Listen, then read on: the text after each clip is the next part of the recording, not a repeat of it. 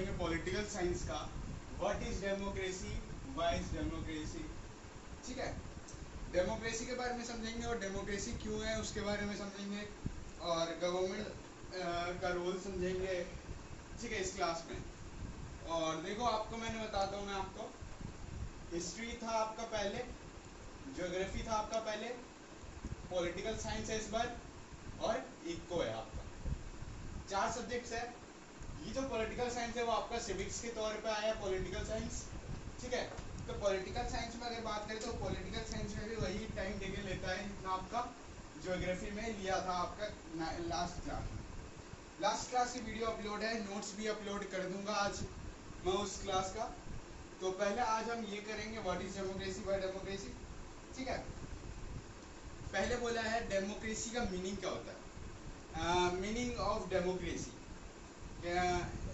जिसको पता हो ना वो पहले तो लिख सकता है, मतलब वीडियो प्ले करने से पहले वो लिख सकता है कि डेमोक्रेसी का डेफिनेशन क्या है, कमेंट में प्लीज लिख दे। चलो मैं बता दो। Democracy is a form of government in which the rulers are elected by the people. देखो डेमोक्रेसी एक फॉर्म ऑफ गवर्नमेंट होती है, एक गवर्नमेंट की फॉर्म होती है जो रूलर्स के द्वारा इलेक्ट की जाती है। तो आप बोलोगे रूलर्स के द्वारा इलेक्ट की जाती है, फॉर्म ऑफ गवर्नमेंट होती है, ये कैसा है। देखो आपको एक चीज पता है, वोटिंग होता है, हर एक गांव में वोटिंग होता है। वोटिंग की एज लिमिट हमने पढ़ी थी 6ठी क्लास में, क्या पढ़ी थी, 18 अबव, 18 अबव पढ़ी थी हमने। क्या पढ़ी थी, ये वोटिंग का राइट बच्चों सॉरी बड़ों को मिलेगा, वो 18 से ऊपर वाले को मिलेगा ना, 18 अबव को मिलेगा। तो यही बोला है कि डेमोक्रेसी एक फॉर्म ऑफ गवर्नमेंट है जिसमें रूलर्स इलेक्ट करते हैं by the people, by the people, for the people, to the people. ये याद रखना है। क्या याद रखना है, by the people, by the people, for the people,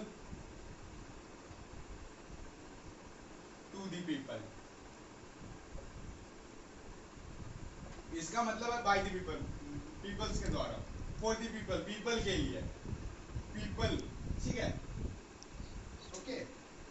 ये 3 स्टेटमेंट आपको जरूर याद होनी चाहिए। इस चैप्टर को अगर आपको स्टार्ट करना है उससे पहले आपको ये 3 चीजें पता होनी चाहिए, उसके बाद आप आगे का चैप्टर पढ़ सकते हो। इलेक्शंस के बारे में आप पढ़ोगे, इलेक्शंस क्या क्या है, बीजेपी के बारे में पढ़ोगे, भारतीय जनता पार्टी के बारे में पढ़ोगे, बहुत कुछ पढ़ोगे आप। ठीक है, अब हम समझेंगे। देखो डेमोक्रेसी को अगर हम बोले ना, डेमो प्लस क्रेसी, देखो डेमो प्लस क्रेसी से बना है ये डेमोक्रेसी। जिससे लैटिन वर्ड, ये लैटिन वर्ड है, ठीक है, इंग्लिश का लैटिन वर्ड है democracy. Demo plus cracy is equal to democracy. Okay, फिर बोला है एक फॉर्म ऑफ गवर्नमेंट है बाय द, वही सेम चीज बताया गया है इसमें। अब आएंगे हम फीचर्स पे, डेमोक्रेसी के फीचर्स पढ़ेंगे। फीचर्स क्या क्या है डेमोक्रेसी के, क्यों डेमोक्रेसी इंपॉर्टेंट है, मतलब लोग क्यों भाग रहे हैं डेमोक्रेसी के पीछे, वो सब आज हम सीखेंगे। और सॉरी वो क्लास मिस हो रही है ना आजकल, थोड़ा नेटवर्क इशू आ रहा है। पहला पॉइंट है कि rulers are elected by the people to talk all the major decisions. मतलब पीपल्स जो इलेक्ट हो रहे हैं ना बाय द पीपल्स के, सॉरी रूलर्स जो इलेक्ट हो रहे हैं, जो राजा इलेक्ट हो रहे हैं ना बाय द पीपल के द्वारा, सभी मेजर डिसीजंस को लेने के लिए। क्यों रहे हैं, क्योंकि वो एक डिसीजन ले सके। जैसे आपने क्लास 6 में पढ़ा होगा पंचायती राज,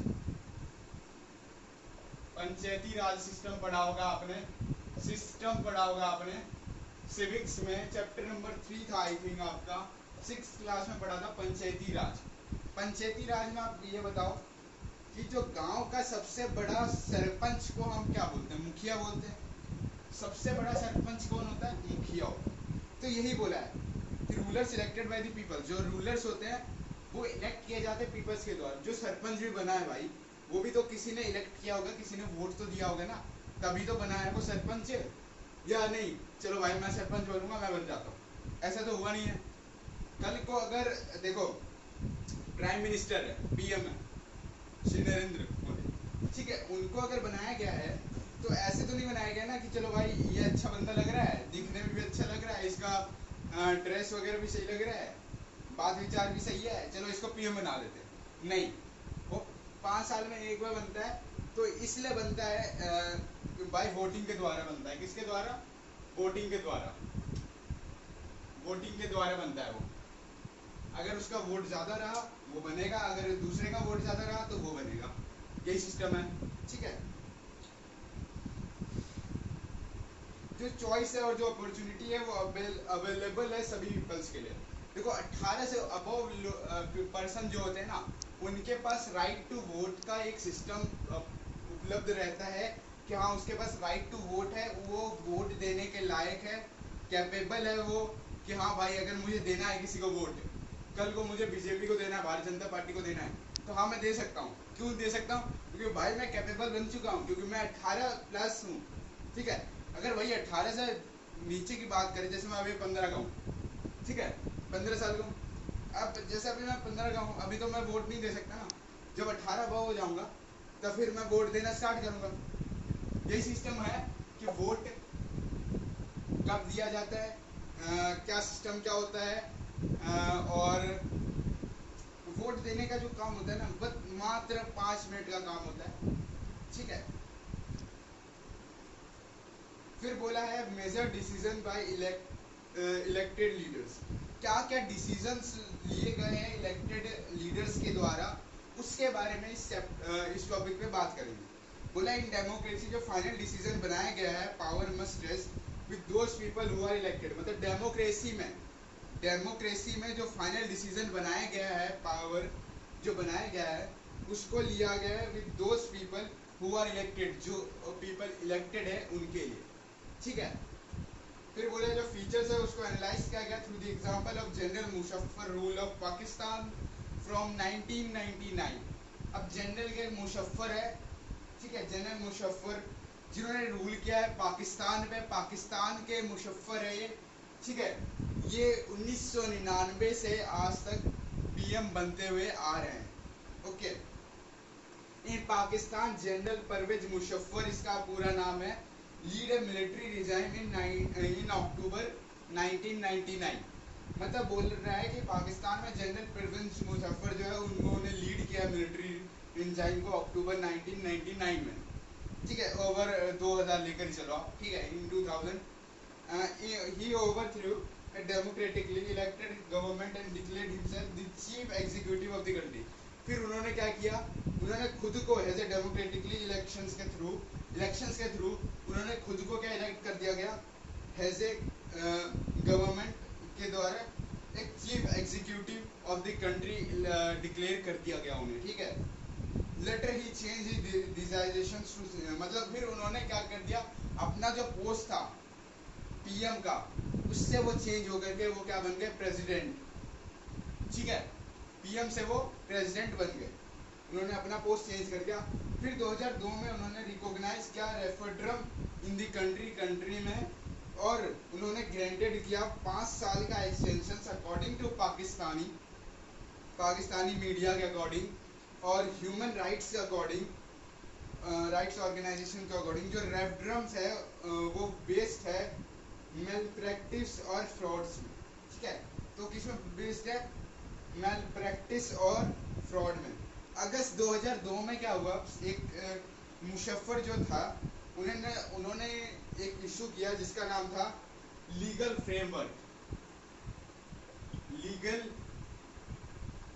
फ्रेमवर्क ऑर्डर इन्होंने इशू किया। अगर बोल देगा, देखो जो क्वेश्चंस आपको मैं करवा रहा हूँ ना, जो क्वेश्चन मैं आपको बता रहा हूँ ना, अगर आपको ऐसा लग रहा है कि छोड़ा ये टाइम पास के लिए ये सब क्वेश्चन बता रहे हैं, तो आप उसको स्किप भी कर सकते हैं, ठीक है। लेकिन देख लेना फिर आपका एग्जाम में फिर वही क्वेश्चन आ गया टपक के, तो फिर मुझसे मत बोलना कि आपने ये क्वेश्चन बताए हैं, क्योंकि मैंने आपको सब कुछ बता रखा है A to Z। तो देखो लीगल फ्रेमवर्क ऑर्डर अगस्त 2002 में मुशर्रफ ने क्या इशू किया था, अगर पूछ लिया एग्जामिनर ने 1 नंबर में, तो आप लिखोगे लीगल फ्रेमवर्क ऑर्डर इशू किया था। कब किया था, अगस्त 2002। और देखो हिस्ट्री जो है और ज्योग्राफी जो है, सिविक्स जो है और सिविक्स पॉलिटिकल साइंस जो है, वो तुम्हारे ऐसे अगर बात करें डेट्स पे ज़्यादा प्रभाव डालती है, डेट्स पे, कि उस डेट, जैसे ये है लीगल फ्रेमवर्क ऑर्डर, अगर इसकी बात करें ये कब हुआ, अगस्त 2002 में, अगस्त 2002 में हुआ ना ये, अब यही आपको ट्विस्ट एंड टर्न करके टीचर दे देगा कि कब हुआ ये भाई, अब बता तुम, अगस्त में हुआ या सितंबर में हुआ या अक्टूबर में हुआ या दिसंबर में हुआ, और हो सकता है आपको इसके आगे ईयर्स दे दे 2000, 2001 या 1947, तो या दे दे 2002, तो आपको बस एक ही चूज करना 2002 अगस्त। ओके, फिर बोला इन्होंने, चलो ये तो हो गया, फिर बोला अगस्त 2002 में लीगल फ्रेमवर्क ऑर्डर किया गया, president can be dismiss the national provisional assembly. फिर प्रेसिडेंट के पास इतना पावर होता है कि वो डिसमिस भी कर सकता है, खत्म भी करवा सकता है जो उसने नेशनल प्रोविजनल असेंबली से ऑर्गेनाइज करवाई है, जो आपका वो होता है, क्या नाम है, संसद भवन, ठीक है, पार्लियामेंट। पार्लियामेंट में जो आपका डिस्कशन होता है जिसमें मिल करके डिस्कशन करते हैं, तो उसको बंद भी करवा सकते हैं, कौन, ये क्या नाम है इनका, प्रेसिडेंट। फिर बोला है जो वर्क है सिविलियन कैबिनेट का वो सुपरवाइज किया गया बाय नेशनल सिक्योरिटी काउंसिल, जिसको डोमिनेट किया गया मिलिट्री ऑफिसर्स के, और इलेक्टेड किया गया रिप्रेजेंटेटिव ऑफ सम पावर्स की वजह से, ठीक है। लेकिन जो फाइनल पावर्स है इन दी हैंड मिलिट्री ऑफिसर्स के पास, जो फाइनल पावर है उनके हाथ में, और जो जनरल मुशर्रफ के पास खुद है पावर उसके पास, ये सारे कंडीशंस नहीं को डिफाइन कर सकते हैं पीपल्स का रूल, ठीक है, पीपल का रूल डिफाइन नहीं कर सकते। This happens in many dictatorships और मोनार्की, ये सारा जो हैपन, बहुत सारे वो हैपन्स हुए हैं डिक्टेटरशिप्स और मोनार्कीज में। इन्होंने फॉर्मली एक इलेक्टेड पार्लियामेंट और गवर्नमेंट को एक रियल पावर दिया है उन with those who are not elected, उनको जो इलेक्टेड नहीं हो पाए, जो चुने नहीं गए, ठीक है।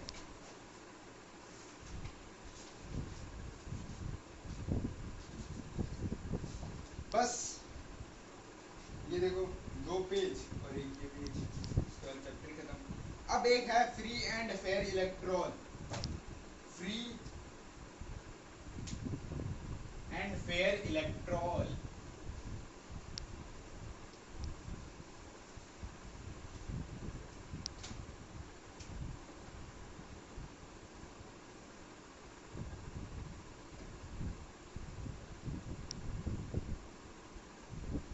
फ्री एंड फेयर इलेक्ट्रॉल, ठीक है। इसमें बोला गया है कि democracy must be based on free and fair electoral, मतलब डेमोक्रेसी जो है वो बेस्ड है फ्री एंड फेयर इलेक्ट्रॉल्स में बेस्ड है, ठीक है। Where those currently in power, जहाँ पे वो एक टाइप से पावर्स में होते हैं करेंटली, इन्हें फेयर चांसेस ऑफ लूजिंग, मतलब वो ऐसे कम चांस में होते हैं कि अपना जो पावर है वो लूज कर सके, ठीक है। जो फीचर्स है डेमोक्रेसी को अंडरस्टैंड करेंगे from the cases of China और मैक्सिको में ये केस हुआ है। कहाँ पे हुआ ये केस, देखो यार, जितना क्वेश्चन बनेगा ना उतना एमसीक्यू बनेगा ही बनेगा। चाइना एंड मैक्सिको, वहां पे हुआ फ्री एंड फेयर इलेक्ट्रॉल, ठीक है। बोल भी सकता है एमसीक्यू में दे दिया कि कौन सी जगह पर फ्री एंड फेयर इलेक्ट्रॉल्स का सिस्टम चला था, तो आपको ऑप्शंस में दे दिया चाइना एंड मैक्सिको, तो आप लिख देना चाइना एंड मैक्सिको, बस एक नंबर आप फ्री में ले सकते हो। केस ऑफ चाइना, अब चाइना का केस क्या था, देखो चाइना में जो मेंबर्स है चाइना के the members of China parliament, China के पार्लियामेंट के जो मेंबर्स थे उसको हम क्यूएनबियो, कोई नाम दे रखा है बहुत लंबा है, रेनमिन डेबियो गौर, जिसको हम सिंपली बोलते हैं नेशनल पीपल्स कांग्रेस, ठीक है, NPC, national people congress, okay, are elected by the people after 5 years, तो हर 5 इयर्स में वो इलेक्टेड किए जाते हैं, ठीक है। जैसे एज ए प्राइम मिनिस्टर को इलेक्ट किया जाता है ना, हर 5 साल में वो चेंज होते रहते हैं। अभी देखो जो क्या बोलते हैं उसको, श्री नरेंद्र मोदी, उनका ये लास्ट टाइम चल रहा है, अभी 5 साल उनका कंप्लीट होने वाला है, लास्ट टाइम चल रहा है, उसके बाद हमारा जो प्राइम मिनिस्टर है वो चेंज होने वाला है। क्या हो सकता है अगर इन्हीं को बना दिया गया, या नहीं तो ये नहीं बनेंगे, क्योंकि इनका तो टाइम पूरा हो गया ना, 5 साल बन गए तो अब नहीं बनेंगे, ओके। जो नेशनल पीपल्स कांग्रेस है has the power to appoint the president of the country. मतलब नेशनल पीपल्स कांग्रेस के पास एक पावर है कि वो अपॉइंट कर दे प्रेसिडेंट को उस कंट्री के। जो नेशनल पीपल कांग्रेस है उसके पास नियरली 3000 मेंबर्स 3000 मेंबर्स इलेक्टेड होते हैं, ठीक है। ऑल ओवर चाइना से 3000 मेंबर इलेक्ट होते हैं। सब members elected by the army, कुछ मेंबर्स इलेक्ट होते हैं आर्मी के द्वारा, मतलब आर्मी चुनती है उसको। फिर बोला है before contesting elections candidate needs to approval. देखो कंसिस्टिंग मतलब पहले कंसिस्टिंग इलेक्शंस के पहले जो कैंडिडेट्स हैं उनको जरूरत है एक अप्रूवल की जरूरत है of the Chinese Communist Party. तो सीसीपी जिसको हम बोलते हैं CCP, Chinese Communist Party. Only its member और members it smaller party associate with the Communist Party. मतलब इनका जो मेंबर्स है ओनली इट्स मेंबर और वो जो खुद के मेंबर्स है वो एक स्मॉलर पार्टीज में आते हैं जो एसोसिएट किया जाता है कम्युनिस्ट पार्टी, जिसको हम देखो सीपीआई आपने पढ़ा होगा लास्ट क्लास में ग्रेड 9th में, सॉरी ग्रेड 8th में। CPI CPI communist party of India, ठीक है।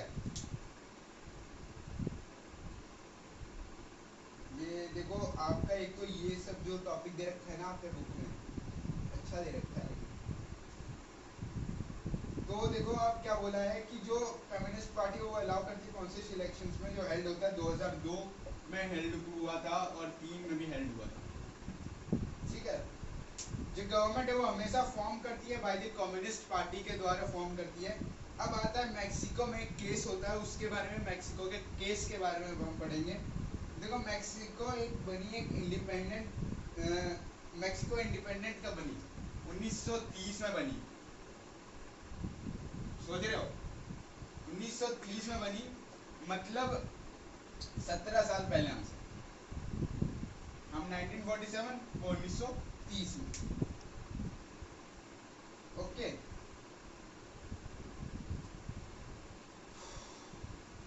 देखो अगर बात करें इनका जो ये होल्ड करते हैं इलेक्शंस आफ्टर एवरी 6 इयर्स में, जो इलेक्ट करते हैं उनके प्रेसिडेंट्स को, वो नेवर बीन अंडर मिलिट्री और डिक्टेटर्स रूल, मतलब वो कभी भी मिलिट्री और डिक्टेटर्स रूल के अंडर में नहीं आते हैं, ठीक है। हाउएवर टिल 2000 तक 2000 तक क्या हुआ, ठीक है, 2000 तक जो प्रेसिडेंट थे वो इलेक्शंस जीते रहे, किसके द्वारा? इंस्टीट्यूशनल लिबरेटरी पार्टी पीआरआई जिसको बोलते हैं हम, इसको बोलते हैं पीआरआई, इंस्टीट्यूशनल रिवोल्यूटरी पार्टी, ठीक है, institutional revolutionary party, okay. Opposition party consisted but never manage to win. तो ये मैनेज नहीं कर पाते हैं कि कैसे ये विन करे, कैसे ये पार्टी जीते। PRI use dirty tricks to win the elections, मतलब पीआरआई गलत ट्रिक्स को यूज करती है, रॉन्ग ट्रिक्स को यूज करती है इलेक्शंस को जीतने के लिए। All employees in government officers has to attend its party meeting, मतलब जितने भी एम्प्लॉय है गवर्नमेंट है वो ऑफिसर्स है वो अटेंड करती है अपनी पार्टी और मीटिंग्स। टीचर्स और government school use to force parents to vote for the PRI. अब देखो टीचर्स जो होते हैं ना गवर्नमेंट स्कूल्स के, सरकारी स्कूल्स के, वो पेरेंट्स को फोर्स करते हैं कि भाई तुमको वोट देना है, वोट देना है किसके अगेंस्ट में? पीआरआई के अगेंस्ट में देना है, ठीक है। इंस्टीट्यूशनल रिवोल्यूटरी पार्टी के अगेंस्ट में आपको वोट देना पड़ेगा। कौन फोर्स करता है? टीचर्स, गवर्नमेंट स्कूल्स के टीचर्स फोर्स करते हैं। Media largely ignore the activities of opposition political parties के, जो मीडिया है वो इग्नोर करती है इस सब चीज़ों के बारे में। फिर आता है polling booths were shifted from one place to another. तो पोलिंग बोथ दोनों, पोलिंग जो दोनों वो शिफ्टेड करते हैं फ्रॉम वन प्लेस से अदर प्लेसेस में इन द लास्ट मिनट्स, जो बना है डिफिकल्ट पीपल्स के लिए कास्ट उनके वोट्स के लिए। फिर बोला जो पीआरआई है उसने स्पेंड किया large amount of money in the campaigns of its candidates. अपने कैंडिडेट्स के कैंपेन्स बनाने के लिए पीआरआई ने बहुत पैसा फूका है, मतलब लगाया है, ठीक है। इन In both the cases, China or Mexico, election does not offer the people any serious choice. मतलब जो दोनों जैसे चाइना और मैक्सिको है, वो दोनों के दोनों ऑफर नहीं कर रहे थे सीरियसली पीपल्स को चॉइस करने के लिए। जो ये सारे जो नहीं है फेयर इलेक्शंस के, फेयर इलेक्शंस नहीं बोलेंगे, holding elections of many kinds is not sufficient. कई सारे होल्डिंग्स इलेक्शंस होते हैं वो सफिशिएंट नहीं होते हैं। अब जो हम नेक्स्ट क्लास में पढ़ेंगे उसका टॉपिक मैं आपको बता ही देता हूँ पहले, जो हम नेक्स्ट क्लास में पढ़ेंगे लिख लेना साइड में।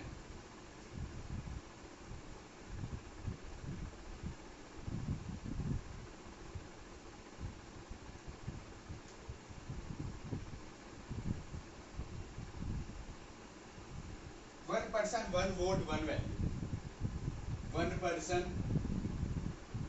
One vote one value.